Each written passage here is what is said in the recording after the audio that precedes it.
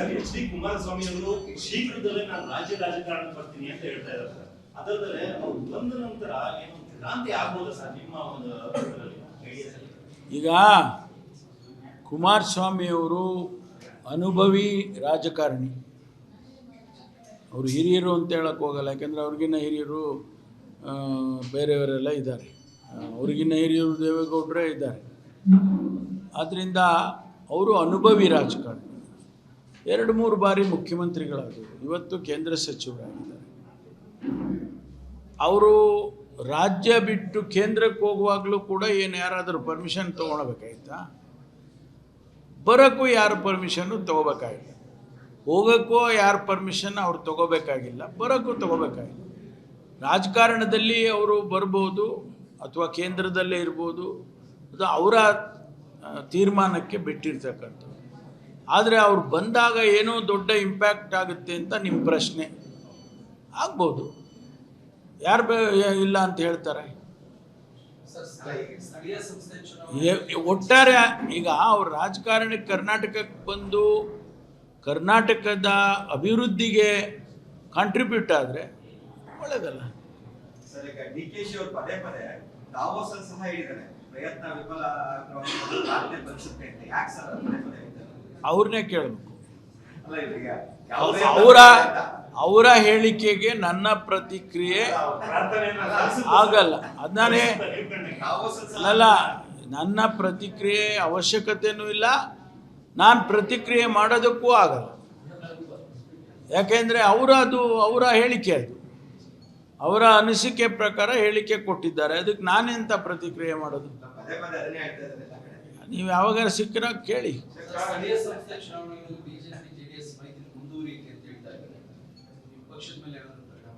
ಅದು ಅವ್ರ ಪಕ್ಷಗಳದ್ದು ವ್ಯವಹಾರ. ಅದು ನಮ್ಮ ಪಕ್ಷದ್ದೇನಾರ ನಾವು ಹೊಂದಾಣಿಕೆ ಮಾಡ್ಕೊಳ್ಳೋದಿದ್ರೆ ನಾನು ಉತ್ತರ ಕೊಡ್ತಿದ್ದೆ. ಭಾರತೀಯ ಜನತಾ ಪಾರ್ಟಿ ಅಥವಾ ಜನತಾದಳದ ಪ್ರತಿನಿಧಿ ನಾನಲ್ಲ, ಸೊ ನಾನು ಹೇಳೋಕ್ಕಾಗಲ್ಲ. ಸರ್, ಈ ರೇವಣ್ಣವ್ರು ನಮ್ಮ ಮನೆಗೆ ನುಗ್ಗಿಸಿ ಅರೆಸ್ಟ್ ಮಾಡೋದು ತುಂಬಾ ನೋವಿಂದ ದೇವೇಗೌಡರು ಹೇಳ್ಕೊಂಡಿರ್ತಾರೆ ಸಮಾವೇಶದಲ್ಲಿ. ಅಷ್ಟೊಂದು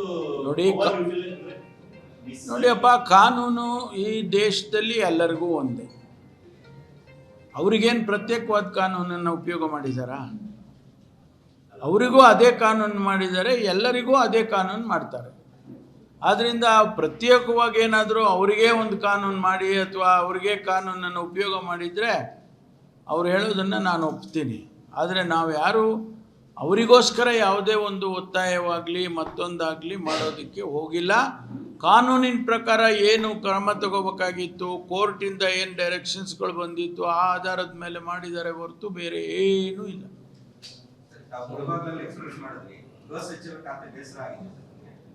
ಯಾರು ಹೇಳಿದ್ದು? ಸಂತೋಷವಾಗಿ ಹೇಳಿದ್ದೀನಿ ರೀ. It is A challenge which I have accepted. ಅವತ್ತು ಬೇಸರ ಯಾಕೆ ಕೊಡೋಣ? ಬೇಸರ ಯಾವುದಕ್ಕೂ ಇಲ್ಲ ನನಗೆ.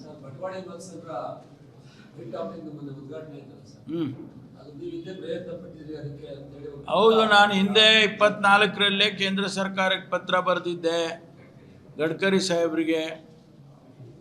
ಈಗ ಅದನ್ನು ಫೆಸಿಲಿಟೇಟ್ ಮಾಡೋಕ್ಕೆ ಮಾನ್ಯ ಸೋಮಣ್ಣವರು ನಮ್ಮ ಪ್ರತಿನಿಧಿಯಾಗಿದ್ದಾರೆ ಕೇಂದ್ರದಲ್ಲಿ, ಅವರು ಮಾಡ್ಕೊಂಡು ಬಂದಿದ್ದಾರೆ. ಅದನ್ನು ನಾನು ಅವತ್ತು ಇರಬೇಕಾಗಿತ್ತು, ಹುಬ್ಳಿ ಕಾರ್ಯಕ್ರಮಕ್ಕೆ ಹೋಗ್ಬೇಕಾಗಿತ್ತು ನಾನು. ಅದಕ್ಕಾಗಿ ಮುಖ್ಯಮಂತ್ರಿಗಳು ನಾವೆಲ್ಲ ಹಂಗಾಗಿ ಮಿಸ್ ಆಯಿತು. 23ಕ್ಕೆ ಫಿಕ್ಸ್ ಆಗಿತ್ತು, ನಾನು ಬರ್ತೀನಿ 23ಕ್ಕೆ ಅಂತಲೂ ಹೇಳಿದ್ದೆ. ಅವ್ರಿಗೇನೋ ಬೇರೆ ಪೂರ್ವ ನಿಯೋಜಿತ ಕಾರ್ಯಕ್ರಮ 23ಕ್ಕಿದೆ, ಅದನ್ನು 24ಕ್ಕೆ ಹಾಕೋಣ ಅಂತ ಕೇಳಿದ್ರು. ನಾನು ಹೇಳಿದೆ 24ಕ್ಕೆ ನಾನು ಹುಬ್ಳಿಗೆ ಹೋಗ್ಬೇಕಪ್ಪ, ಮಾಡ್ಕೊಳ್ಳಿ, ತಾನು ತೊಂದರೆ ಇಲ್ಲ, ಏನು ಅದಕ್ಕೆಲ್ಲ ಯಾರು ಮಿಸ್ಟೇಕ್ ಮಾಡ್ಕೊಳ್ಳೋ ಪ್ರಶ್ನೆ ಇಲ್ಲ, ಮಾಡಿ ಅಂತೇಳಿ ನಾನು ಇದ್ದೀನಿ ಅನ್ನೋ ಥರನೇ ಮಾಡಿ ಅಂತ ಹೇಳಿದೆ. ಆ ನಿಗದಿ ಮಾಡಿದಾಗ ಗೊತ್ತಾಯ್ತು.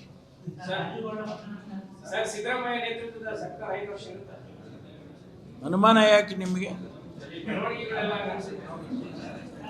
ಎಲ್ಲ ಏನು ಅನುಮಾನ ಪಡೋ ಅವಶ್ಯಕತೆ ಇಲ್ಲ.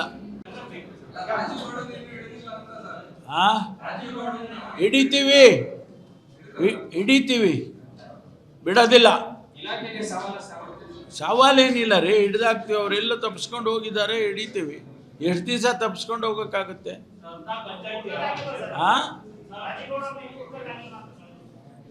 ಹಿಡಿತೀವಿ ಅಂದರೆ ಹುಡ್ಕೋಕ್ಕಾಗಿಲ್ವಾ ಅಂದರೆ ಹಿಡಿತೀವಪ್ಪ.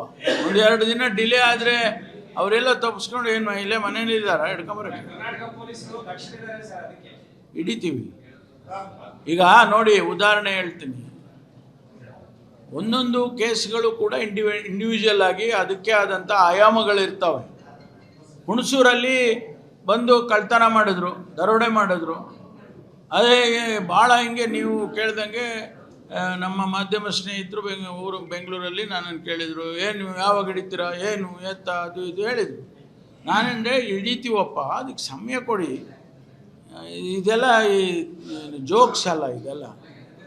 ಅವ್ರು ಎಲ್ಲೇ ಹಿಂದೆ ಹಿಡ್ಕೊಂಬರ್ತಾರೆ, ಹಿಡಿತೀರಿ ಅಂತ ಹಿಡ್ಕೊಂಡು ಬಂದರು. ಈಗ ಹಿಡ್ಕೊಂಡು ಬಂದು ಈಗ ಅವರಿಗೆ ಕಾನೂನು ಪ್ರಕಾರ ಕ್ರಮ ತಗೊಳ್ತಾರೆ. ಒಂದು ಅರ್ಧನೋ ಕ್ವಾರ್ಟರೋ ಏನೋ ಅವ್ರು ಕದ್ದಿದ್ದು ತೊಗೊಂಡೋಗಿದ್ದು ಸಿಕ್ಕಿದೆ. ಇನ್ನು ಮಿಕ್ಕಿದ್ದೆಲ್ಲ ಮಾರ್ಕೊಂಡಿದ್ದಾರೆ, ಕೆಲವರು ನೇಪಾಳ್ಗೆ ಹೋಗ್ಬಿಟ್ಟಿದ್ದಾರೆ ಅಂತ ಸುದ್ದಿ ಇದೆ. ಕೆಲವು ವಿಷಯ ನೋಡಿ, ಒಂದು ಹೇಳ್ತೀನಿ ಕೇಳ್ಕೊಳ್ಳಿ. ಅನೇಕ ವಿಷಯಗಳು ನನಗೆ ಗೊತ್ತಿದೆ, ಆದರೆ ನಾನು ನಿಮ್ಮ ಹತ್ರ ಶೇರ್ ಮಾಡೋಕ್ಕಾಗುತ್ತಾ? ಪೊಲೀಸ್ ಮಾಹಿತಿಗಳನ್ನು ನಾವು ನಿಮ್ಮ ಹತ್ರ ಶೇರ್ ಮಾಡೋಕ್ಕಾಗಲ್ಲ. ಅದಕ್ಕೆ ಕಾರಣ ಇದೆ. ಸಪೋಸ್ ನಾನು ನಿಮ್ಗೇನೋ ಒಂದು ಹೇಳಿಬಿಟ್ರೆ, ಯಾರು ಅವರು ಅಪರಾಧಿಗಳಿರ್ತಾರೆ ಅವರು ಹುಷಾರಾಗ್ತಾರೆ. ಇವ್ರಿಗೆ ಹಿಂಗೆ ಗೊತ್ತಿದೆ ಅಪ್ಪ, ತಲೆ ನಾನು ಬೇರೆ ಥರ ಮಾಡೋಣ ಅಂತ ಮಾಡ್ತಾರೆ. ಅದಕ್ಕೆ ನನಗೆ ನಮ್ಮ ಇಲಾಖೆಯಲ್ಲೂ ಕೂಡ ಹಿರಿಯ ಅಧಿಕಾರಿಗಳು ಹೇಳ್ತಾರೆ, ಸರ್ ಇದನ್ನು ಇಷ್ಟೇ ಹೇಳ್ಬೇಕು, ನೀವು ಜಾಸ್ತಿ ಹೇಳಬೇಡಿ ಅಂತಾರೆ. ಸೊ ಅಷ್ಟೇ ನಿಮ್ಮ ಹತ್ರ ಹೇಳ್ತೀನಿ. ಸರ್, ಎಚ್ ಡಿ ಕುಮಾರಸ್ವಾಮಿ ಅವರು ಶೀಘ್ರದಲ್ಲೇ ನಾನು ರಾಜಕಾರಣ ಬರ್ತೀನಿ ಅಂತ ಹೇಳ್ತಾ ಇದ್ದಾರೆ.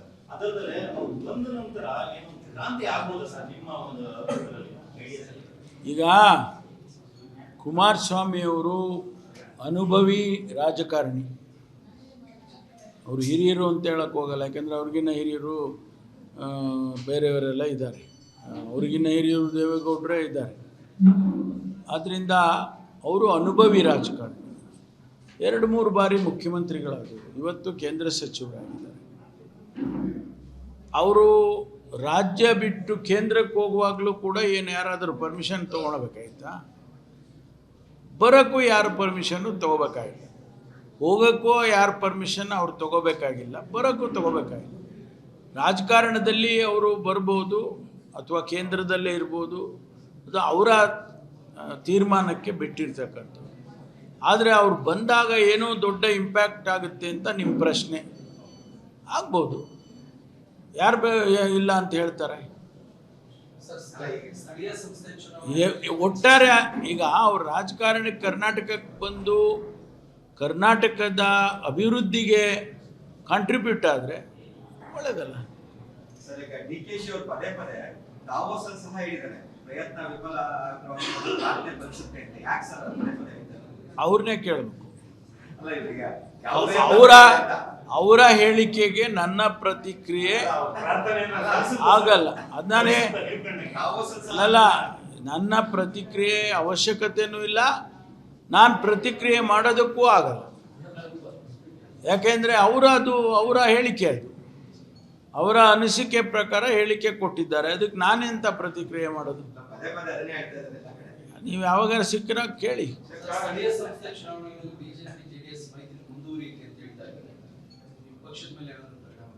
ಅದು ಅವ್ರ ಪಕ್ಷಗಳದ್ದು ವ್ಯವಹಾರ. ಅದು ನಮ್ಮ ಪಕ್ಷದ್ದೇನಾರ ನಾವು ಹೊಂದಾಣಿಕೆ ಮಾಡ್ಕೊಳ್ಳೋದಿದ್ರೆ ನಾನು ಉತ್ತರ ಕೊಡ್ತಿದ್ದೆ.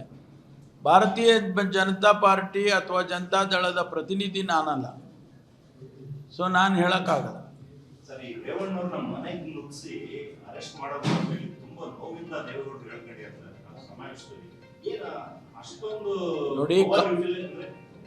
ನೋಡಿಯಪ್ಪ, ಕಾನೂನು ಈ ದೇಶದಲ್ಲಿ ಎಲ್ಲರಿಗೂ ಒಂದೇ. ಅವ್ರಿಗೇನು ಪ್ರತ್ಯೇಕವಾದ ಕಾನೂನನ್ನು ಉಪಯೋಗ ಮಾಡಿದಾರಾ? ಅವರಿಗೂ ಅದೇ ಕಾನೂನು ಮಾಡಿದ್ದಾರೆ, ಎಲ್ಲರಿಗೂ ಅದೇ ಕಾನೂನು ಮಾಡ್ತಾರೆ. ಆದ್ದರಿಂದ ಪ್ರತ್ಯೇಕವಾಗಿ ಏನಾದರೂ ಅವರಿಗೇ ಒಂದು ಕಾನೂನು ಮಾಡಿ ಅಥವಾ ಅವರಿಗೇ ಕಾನೂನನ್ನು ಉಪಯೋಗ ಮಾಡಿದರೆ ಅವ್ರು ಹೇಳೋದನ್ನು ನಾನು ಒಪ್ತೀನಿ. ಆದರೆ ನಾವು ಯಾರು ಅವರಿಗೋಸ್ಕರ ಯಾವುದೇ ಒಂದು ಒತ್ತಾಯವಾಗಲಿ ಮತ್ತೊಂದಾಗಲಿ ಮಾಡೋದಕ್ಕೆ ಹೋಗಿಲ್ಲ. ಕಾನೂನಿನ ಪ್ರಕಾರ ಏನು ಕ್ರಮ ತಗೋಬೇಕಾಗಿತ್ತು, ಕೋರ್ಟಿಂದ ಏನು ಡೈರೆಕ್ಷನ್ಸ್ಗಳು ಬಂದಿತ್ತು, ಆ ಆಧಾರದ ಮೇಲೆ ಮಾಡಿದ್ದಾರೆ ಹೊರತು ಬೇರೆ ಏನೂ ಇಲ್ಲ.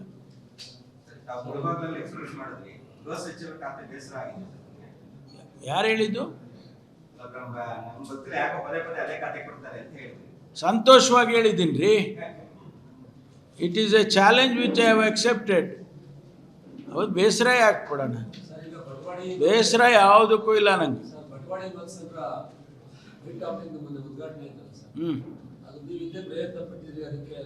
ಹೌದು, ನಾನು ಹಿಂದೆ 24ರಲ್ಲೇ ಕೇಂದ್ರ ಸರ್ಕಾರಕ್ಕೆ ಪತ್ರ ಬರೆದಿದ್ದೆ ಗಡ್ಕರಿ ಸಾಹೇಬ್ರಿಗೆ.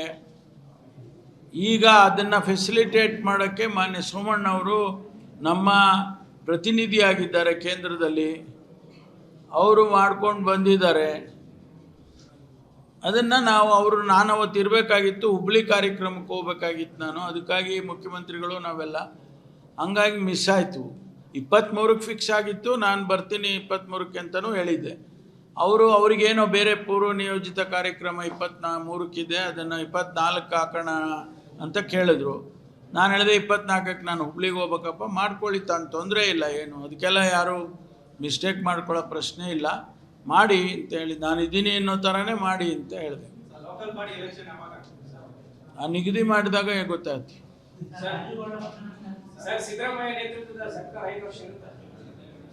ಅನುಮಾನ ಯಾಕೆ ನಿಮಗೆ? ಎಲ್ಲ ಏನು ಅನುಮಾನ ಪಡೋ ಅವಶ್ಯಕತೆ ಇಲ್ಲ.